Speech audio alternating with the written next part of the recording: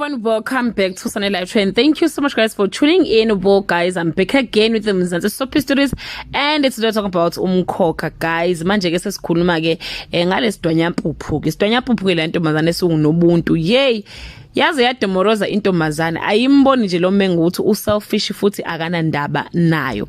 Uzibonakalisile guys umengu ukuthi akamthanda nobuntu kwakhona ethi ke maka dayise ingubo zakhe yedwa yena okwakhe engafuni ukuthi kudayise kwase kwenziwa imali ke baqhubeka ke nebusiness labo. Bathi ke ibusiness labo loqola abantu ke guys it will be successful isikhashana ke kodwa and the true colors zika Menga ke zizovela. Bathi uMenga will run away with imali zabantu unobuntu asale ke enxushunxushini ke yetrabuli nobuntu will be running away from amapholisa nabantu ke ayikade bebaqola benoMenga. She'll go back to her home but won't be welcome especially by ubabu wakhe ke uDifa.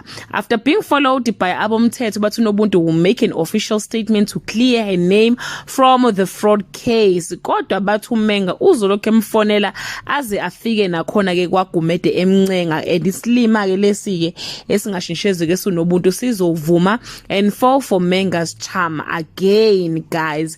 Ngeke guys ngimangala makuthiwa ke unobuntu yena ozoboshwa ke esikhaleni sika Menga uMenga ahambe ngaphandle unobuntu ke ahambe ke yena ke aye ejele ngendlela nje asangana ngakhona lo asisi esanganiswa kuMenga. Cha uNdlovu wengekho right guys for unobuntu kodwa ke wezomphatha kahle ngoba lo Menga wakhe lo amkhethayo hayi bakithi akukuhle neze kuleya relationship. That bring us to the end of this video. Do leave your comment below and share your opinion.